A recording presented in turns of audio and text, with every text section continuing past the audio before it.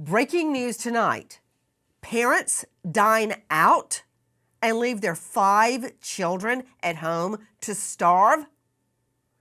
Mommy says she's too focused on her job. Let me understand this. So they're out. What are they having? A steak and potato? Waffle House? Chipotle? I don't know. They're out together, mommy and daddy, yucking it up, ordering whatever they want, while their 5 children are emaciated, starving at home. Good evening. I'm Nancy Grace. This is Crime Stories. Thank you for being with us. 5 children hungry, home alone with no electricity and clogged toilet. Where's mommy and daddy? Well, I know where they are. They're at the Golden Corral, Chipotle, you name it. That's where they are. Their children at home starving with the commode running over with feces. That's where the children are. When asked, mommy says, "Oh, I've been too focused on my job." Really? That's something I think mommy should think about behind bars. And daddy, you're not off the hook either. Take a listen to this. On a Tuesday afternoon, a driver in the 700 block of 15th Street in Miami Beach sees a 6-year-old boy running across 15th Street, unsupervised and in a high-traffic area. Calling 911, the driver relates what he's seeing, and officers arrive on the scene in a matter of minutes. Police see the child leaving an apartment complex by himself and ask the boy where he lives. The child leads the officers to his apartment to show them he isn't lost, and the apartment door is answered by the oldest person in the apartment, the boy's 12-year-old sister.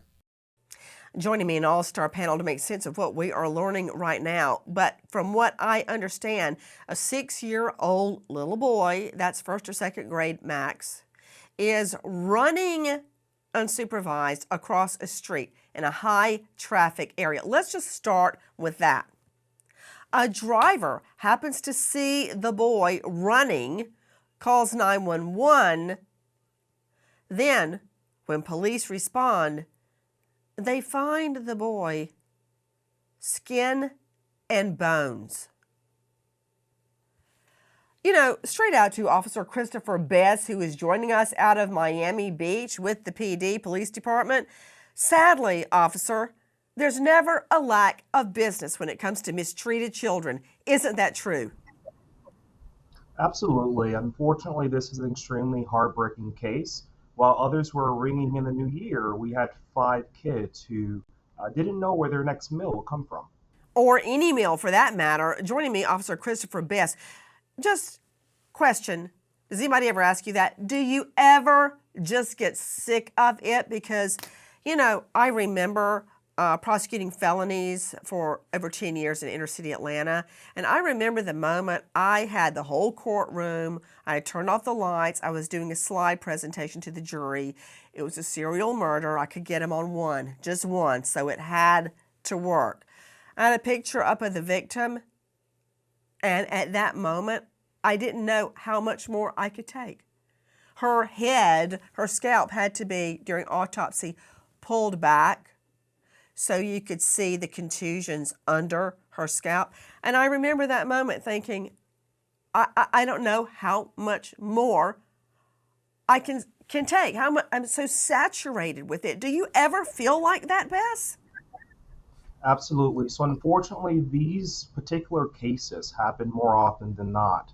Our detectives from the Special Victims Unit, our responding officers, are really still having a difficult time with going about their day-to-day after seeing just the very sad conditions these kids were living in. I want to go straight out. I'm about to go to a very well-known anchor and reporter at CBS News Miami. I'll also report she's an Emmy Award winner, by the way. But I want to go to Derek Smith, high-profile criminal defense attorney who has represented parents in similar cases. Derek Smith, you know, I've looked at your trial record. You win a lot of cases. You have a lot of clients. You're successful. Is there ever a moment you walk out of your office and say, I'm going to vomit. I can't take one more case like this? Well, of course. Yeah, you'll have that. I mean, emotions when there's children involved, obviously. I mean, this isn't near one of the worst cases that I've seen. It's You bad. don't really seem that You know, worried, Derek. you know what? I don't think so. I mean, the parents are trying to do what they can. They're earning. They're making a living. They're trying. Their kids have shelter. Electricity, no food. I read the school is Shelter feeding my them. rear end. Hey, Well, at least Derek. they're in Miami. They're not up here in Control room, Cleveland. could I please see the picture of the two parents in court with their defense attorney? You just showed it. There you go. Hey, they haven't missed a meal. They're doing fine. Derek Smith, they're out. Each one has their own private lawyer. What's happening here? I don't get it. They're fine. Their children are skin and bones and running in the traffic. Do you have children, Derek? Yes, Nancy, I have four of them. I bet they're not running out in the middle of a busy intersection, starving. Well, no comment. Let's focus on them. But I have my first son I share with my ex-wife, and sometimes we get into discussions about what we're feeding him. Is it appropriate or whatnot? I'll make a beautiful dinner, chicken, broccoli. He won't want it. He wants McDonald's. He wants chicken nuggets. You know what, son? Sorry. You're going to eat what I've provided. It's healthy. And if you don't want it, you can go to bed. And I've read, Well, I'm glad to some hear that excerpts your on this. children are at least eating and they have the choice to turn down the broccoli. But, to you, Chelsea Jones, Emmy Award winner, investigative reporter and anchor CBS News Miami, these children didn't have the chance to turn down broccoli at dinner. You think they'd turn down broccoli? They'd eat any scrap they could find. Tell me about this little boy, 6 years old. Now, does that put him in first or second grade? It kind of depends on his birthday, whether he's even going to school. Running out in an intersection, a heavily trafficked intersection.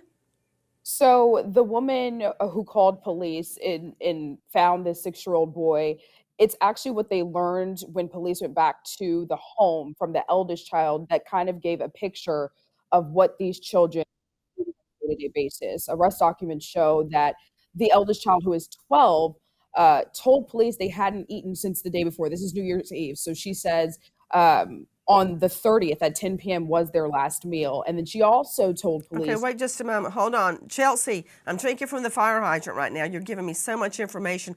I don't want to miss one fact, okay? Because I plan to use everything you tell me.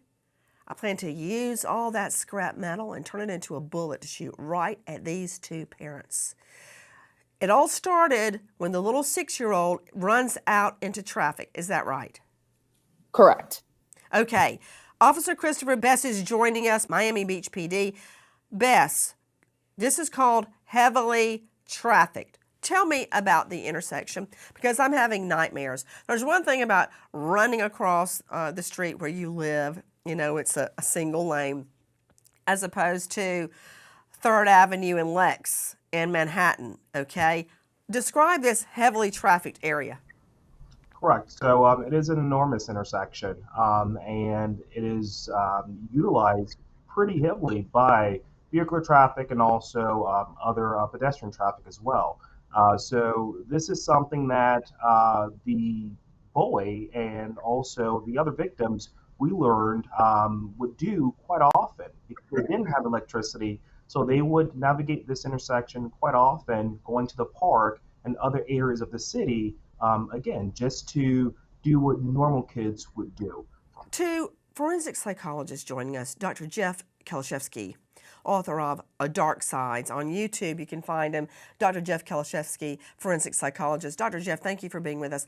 I find it very difficult to take in, okay, because since my children came home from the NICU at 5 pounds and 2 pounds, my life's mission is to keep them happy and well fed and safe. So how do the parents go chow down at Chipotle or Golden Corral when their children are running in the street with their bones poking out? Right.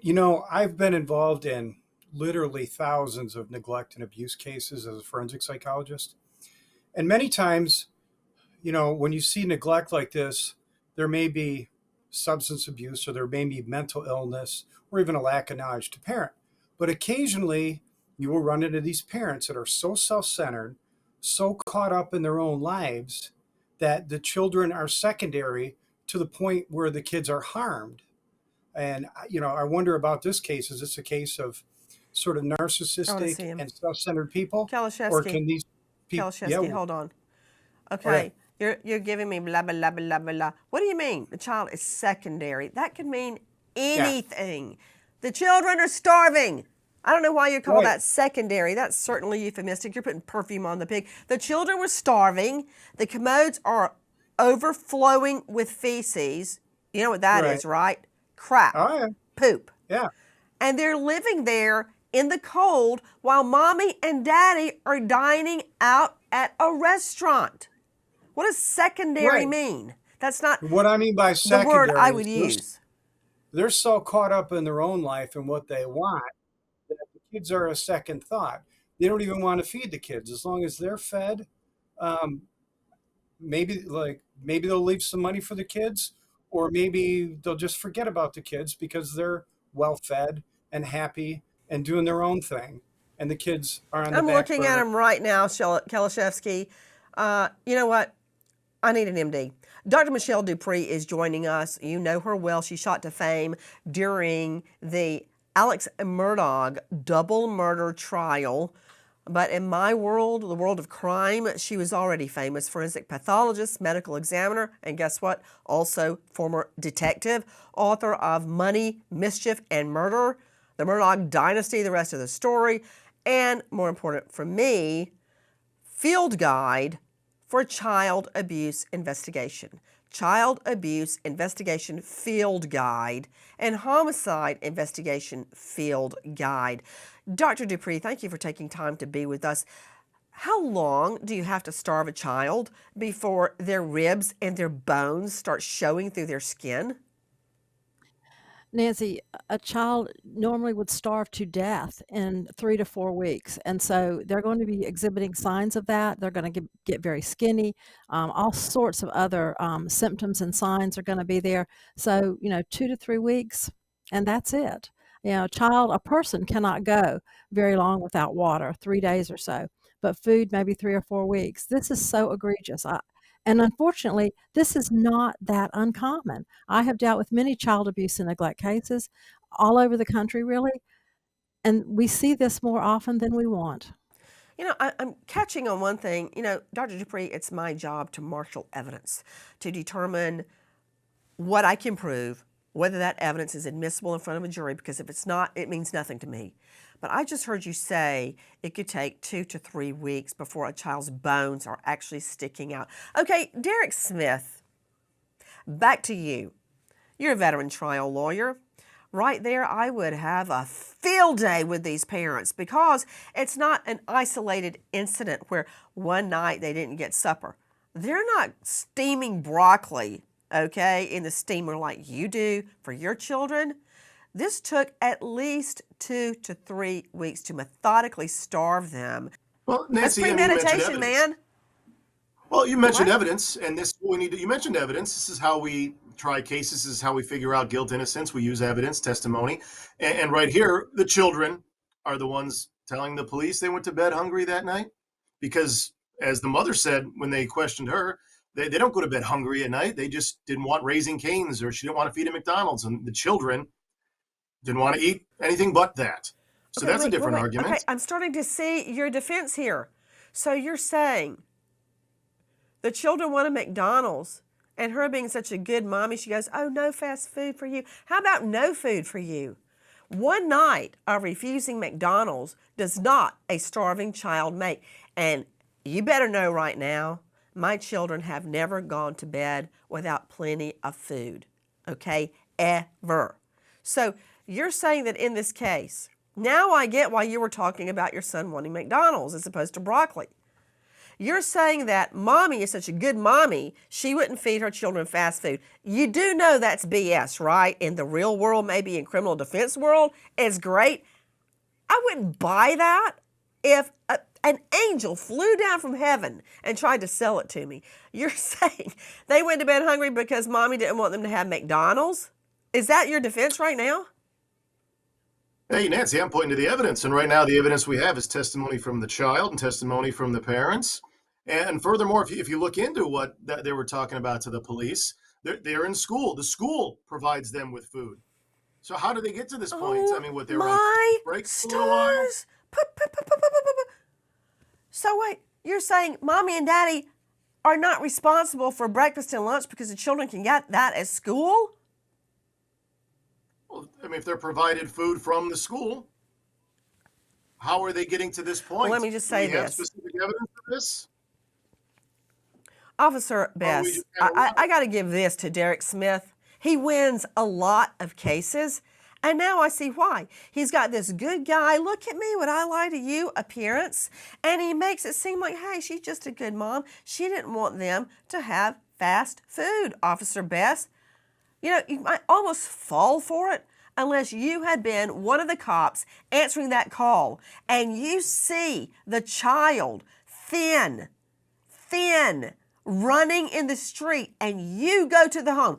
Tell me, Bess, what was found in the home? Well, Dancy, what we were able to discover in the home is there was no functioning stove. So even if the parents felt as though they wanted to cook broccoli, they didn't even have the audacity to fix the basic necessities such as a stove in the home. Furthermore, there was no food inside of their refrigerator.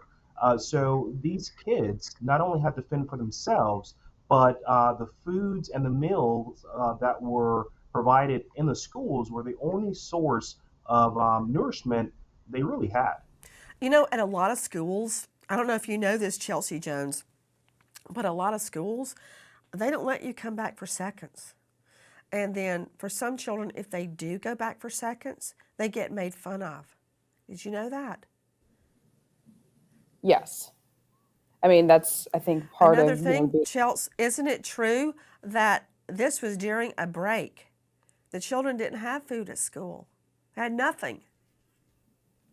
correct. One of the children, the eldest child, also told police that on occasion, when mom and dad were out, they would leave about $20 for them to eat at home. And they would take those $20 to McDonald's, purchase 2 bacon cheeseburgers and 3 McChickens, totaling around $19 to eat. And that was not every day, that was on occasion. And to your point, they were on a holiday break, which then made meals even more sparse than normal. Parents face charges after 5 children found living in squalid conditions with no food. Joining me an all-star panel, and we've got veteran trial lawyer Derek Smith trying to make the best argument he can for these two. Chelsea Jones joining us, evening anchor, investigative reporter, CBS News Miami. Chelsea, any idea where the parents would go chow down for dinner? That isn't immediately available. And when I asked the mom, that wasn't something that she indicated to me exactly where they were when this all took place. Guys, joining me right now, in addition to our all-star panel, Paula Rohde is joining us, child abuse welfare consultant and expert, former CPS, Child Protective Services in Orange County. She's at Paula Rohde Consulting. Paula, thank you for being with us. I was just talking before you joined us to Dr. Michelle Dupri, renowned medical examiner and pathologist, and she says it would take 2 to 3 weeks for a child to exhibit evidence, physical evidence that you could just look at and see that the child is starving. 2 to 3 weeks. These are 5 children. Occasionally, mommy and daddy would leave a $20 bill, and I guess the children are supposed to run out in the traffic, 5 children, and try to find something to eat. I don't know if you heard what they could get. It was like 2 cheeseburgers and some McNuggets, and 5 of them would have to split that, and that was only on occasion, Paula. I mean, I'm hearing more and more. I first really found out about food denial as a form of child abuse in the past couple of years. I saw plenty of child abuse, children beaten, their bones broken, murdered, burned with cigarettes, of course, sex abuse, that goes without saying, Yeah. raped. But I Yeah. had not encountered or was not trained enough to realize what I was seeing. Denial of food as child abuse, Paula. Yes, it's actually would fall under severe neglect because the health and safety, the life of the child is immediately in danger with that severe withholding of essential necessities, food, among everything else. And when I say everything else, I mean the conditions of the home, the children having dirty and ill-fitting clothes, no supervision, left alone. And what I'm curious about is, where were the protective adults, such as teachers? You have them a reference to a school uniform, so they're not homeschooled where children have less access to protective adults, but you have teachers, you have relatives, you have the landlord if they were living in an apartment, you have neighbors. And I would not be surprised if there have been reports made to Child Protective Services about the conditions and concerns for these children previously. Just recently, a high-profile case including starvation of not one but all the children came to the forefront of the news in our country. Now, you're looking at these two parents, and they haven't missed a meal, but what about this woman? Watch her. Just got a text message from Eve's teacher, and she said that Eve did not pack a lunch today, and can I bring a lunch over to the school? This happens quite often when you're raising children, because I know that her teacher is uncomfortable with her being hungry and not having a lunch, and it would ease her discomfort if I came to the school with a lunch. But I responded and just said Eve is responsible for making her lunches in the morning, and she actually told me she did pack a lunch. So the natural outcome is she's just going to need to be hungry, and hopefully nobody gives her food and nobody steps in and gives her a lunch. The teacher uncomfortable. I'm uncomfortable just looking at her. That's Ruby Frankie, who shot to stardom with a mommy blog and then her own show. That was from the official 8 Passengers on YouTube. It went from her fame and glory giving parental advice to millions of followers to this. 911, the address of your emergency. Okay, and the phone number you're calling from. Tell me exactly what's happened. I just had a 12-year-old boy show up here at my front door asking for help. And he's said he just came from a neighbor's house, and we know there's been problems at this neighbor's house. He's emaciated, he's got tape around his legs, he's hungry, and he's thirsty. Okay. Is your door locked? No, I'm sitting outside with him on the front patio. Okay, cool. And he asked us to call the police. What's So his he's name? very afraid. He's 12 years old. Please join us on our mission to find missing people, especially children, to solve unsolved homicides. If you're on the go, catch us on your favorite podcast app, where you can get all of our content, where we, in our own way, seek justice. A child leads officers to siblings with no food, no electricity, and dirty clothes. While the parents are actually dining out, leaving their children to starve, commode running over with feces, no clean clothes, the place is cold, we find out that the parents have jobs. They have money. They have food. Listen. Looking around the apartment, officers discover the toilet contains stagnant water and feces, and there is no toilet paper. The children tell police they have been without electricity for around 2 months. Trying to locate their parents, the children tell police they have no way of contacting their mother, but they know she works at a hotel in Miami. They don't know where their father works. And then police find out more. As officers talk to the children and look at the apartment, it is apparent things are even worse than it seems. All 5 children share a single full-size bed and lack clean clothing.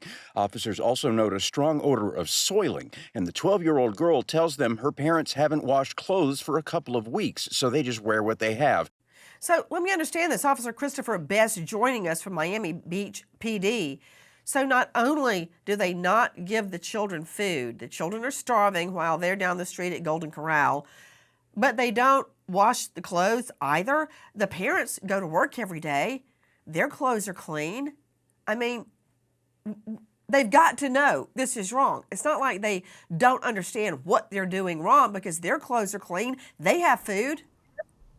Absolutely. So our investigation revealed that not only do the parents have jobs, but the mother makes about $1,400 a week.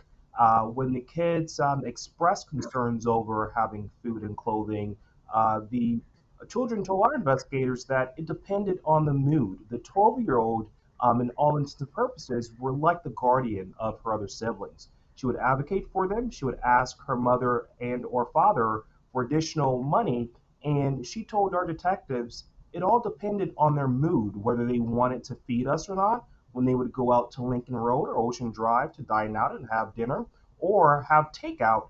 Whenever they would ask for more, it was all depending on how the parents felt in that moment. Isn't it true that she said she was too focused on her job to feed her children? Absolutely. That's also what detectives uncovered. And I want to make it very clear, these parents knew exactly what they were doing. This was very intentional based on the physical evidence and also the testimony of both parents and children. This was a chronic issue that stemmed from New York.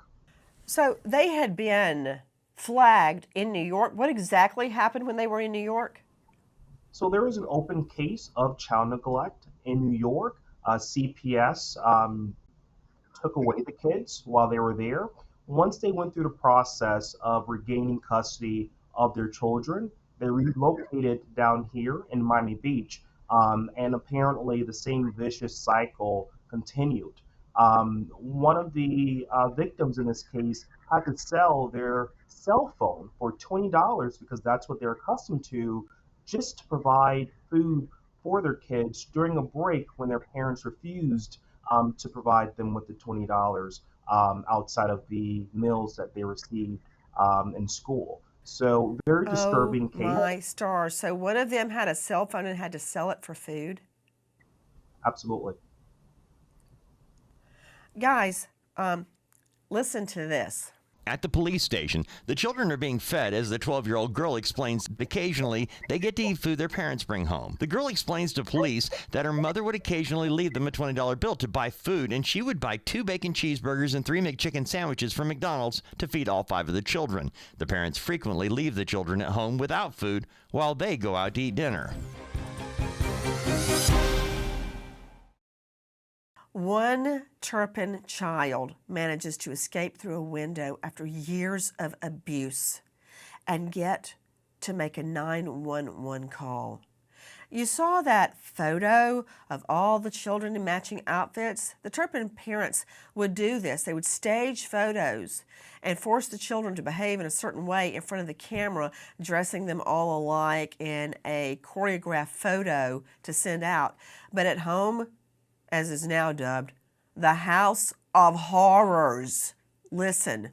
David and Louise Turpin live in Paris, California with their 13 children ranging in age from 2 to 29. The Turpins imprison and beat their children, only allowing them to eat once a day and bathe once a year. The parents would buy food for themselves, but their kids weren't allowed to eat it. When 17-year-old Jordan escapes out a window, she calls 911 and tells the dispatcher she and her siblings are being abused by their parents and that the smell in the house is so bad sometimes she can barely breathe. She also says 2 of her sisters and 1 of her brothers are currently chained to their beds. David and Louise Turpin plead guilty and are sentenced to life in prison.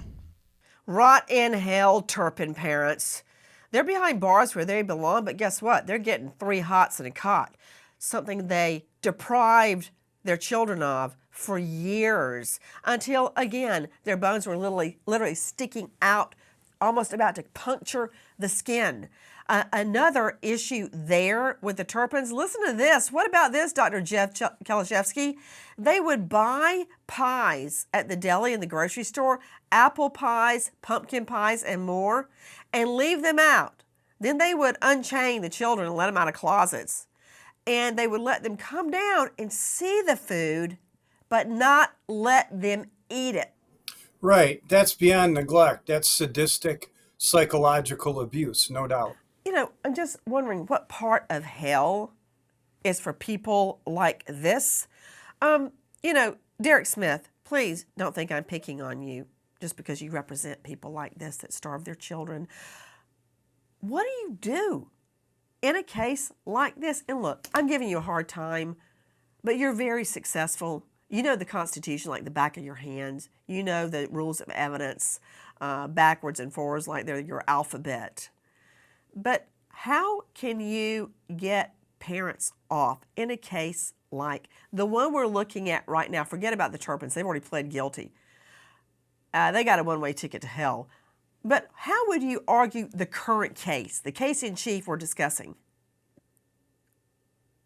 I think the biggest issue here would be intent. I mean, what was the parents' intent here? I know the detective mentioned that, you know, some past issues in New York could point to a pattern of behavior with them, but I mean, there's no evidence of physical abuse, which is good. I understand that we have some evidence that the mother's employed and what money she's making. However, what are their expenses? There's no electricity at home. Well, but they the parents are not paying the electric bill, and the grocery Exactly. bill is next to nothing. Well, I mean, groceries, as you know, are expensive nowadays, and you got 5 kids to feed Well, here in this case. Okay, you need to stop right there. You need to stop, okay? I was supporting you and your representation because it's allowed under the Constitution of parents that starve their children. But to say with a straight face, grocery bills are expensive. They're eating out, man. They're paying for restaurant food. You know, when I grew up, we never got to go to a restaurant, ever. We ate at home every night because we couldn't afford to go to a restaurant. Well, obviously they can't cook at home if they don't have that working stove, but they may have an air fryer, they may have a microwave, other ways that they can prepare the food for the children. But they don't go to school. I'm The making a parents list don't. on you. So they don't. Okay, so you're They're saying not getting meals prepared for grocery them. bills, I got to write this down. Grocery bills cost a lot. Oh, that's going to work with the jury. Good luck with that. And the stove's not working. Why isn't the stove working? The stove's not working, Derek, because mommy and daddy are spending the money on themselves. You saw them. They ain't missed a meal, man. They can get back and forth to work. The mom's making $72,000 a year, for Pete's sake. The reason they can't cook is because they aren't paying for heat and air condition, much less a stove in the home. But I can see where you're going. And, you know, I asked for that. You gave it to me. That's what your defense would be. Although I think the mom not wanting them to eat snack food or fast food, that might work a little bit better. But I want you to hear this, Derek Smith. Police asked the children if they were hungry and fed them. As police interview the 12-year-old, she utters some very telling information. The parents would frequently share an evening meal without providing food for the children, and they would often leave the children at home while they went out to dinner. The girl says the siblings often went to bed hungry. You know, Chelsea Jones joining us, evening anchor, investigative reporter, CBS News Miami. She won an Emmy. That ain't easy. Chelsea, I mean, what can you tell me about these two parents? The dad had a job. I just don't know what his job is yet. The mom had a really good job at a hotel in Miami. So that tells me she had to go back and forth. She probably had a car. So she could afford transportation, eating out, clothes to wear to work, the whole shebang, but not food for her children. And the apartment was like a hellhole. Yeah, it's unclear based on what police have told us at this point, and revealed how she got to work. But they report that she works at Moxie Hotel, which is also on the beach, so she could be getting there by foot. However, when I talked to her, she was really emphasizing the fact that she made a mistake. She did confirm that she was from New York and that her children never went to bed hungry, and that at the end of the day, they just weren't hungry despite what has been revealed by police that these children were not eating and were being neglected. Chelsea, did you say the mom said her children never went to bed hungry? Correct. Oh, I can't When wait for the jury to hear that. What? I asked her specifically about the $20 that she would sometimes supply in the food that they were able to get with only $20 for the 5 kids, and she said that wasn't true and that they often just didn't want what she would allow. Take care of your kids. I was focusing more on the job than the kids, and it got to me like the career and stuff. But just take care of your kids and, love them as much as you can. What? You were hearing Mommy, Azra Nikocevic, speaking to our Chelsea Jones, investigative reporter, anchor CBS Miami. Did I just hear her correctly? Chelsea, did she actually tell you I was focusing more on the job and the career? What? That is correct, yes. And that's not all she said. Listen. Police say they found, the plumbing wasn't on. The electricity hadn't been on for 2 months, the kids say. Correct. The electricity was off for like a month and a half, and the toilet was clogged, but I'll fix everything. Okay. If she ever does fix it, it's because the court will make her fix it. But here is Mommy along with Daddy in court. I'm going to set, I'll find probable cause. I do find it for all 5 counts. Your Honor, if you'd be so inclined for pretrial services for all 5 counts, considering Ms. Nikocevic's lack of criminal history. What's your position, State? Given that the state doesn't feel that this would be a good fit, the inform reads the listed address where they were living has no electricity, no sanitary precautions. It's uncapped. I'll set one bond of $2,500. That's the standard bond. I'll set that for count 1 and RR on the other counts. It's all for the same act. So counts 2, 3, 4, and 5 are RR. Count 1 is $2,500. Let me explain what you're hearing right now. The defense attorney, he's pulling a Derek Smith right there, asked for a PTS. You know what that is? We used to call it PTI, pretrial intervention. That's where there's no criminal case, and the defendants go to some classes like parenting classes, and then everything's dropped. And the prosecutor, thank goodness, said, no. And they have walked out on $2,500 bond. Translation, that's $250 they have to put up. And ROR, released on your own recognizance. In other words, you don't have to pay anything. Just go back out there. Okay. To Paula Rohde joining me, former Child Protective Services, now Paula Rohde Consulting.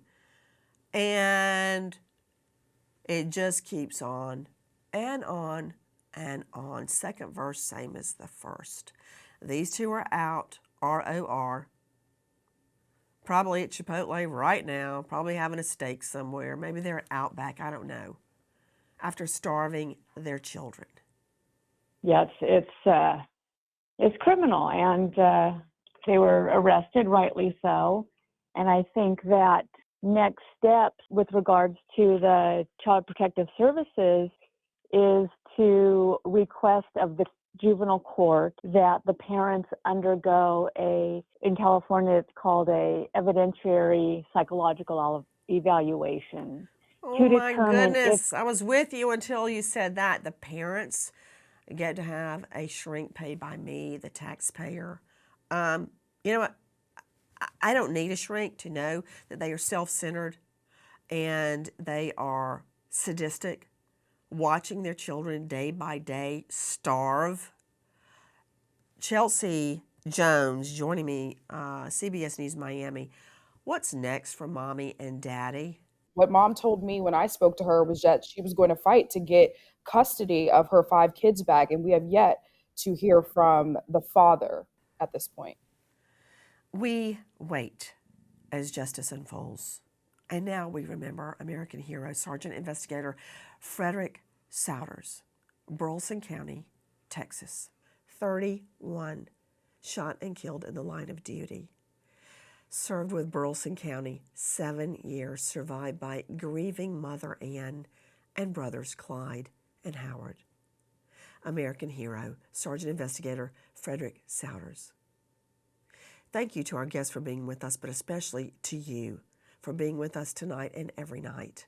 Nancy Grace signing off. I'll see you tomorrow night, 6 and 9 o'clock sharp Eastern. And until then, good night, friend.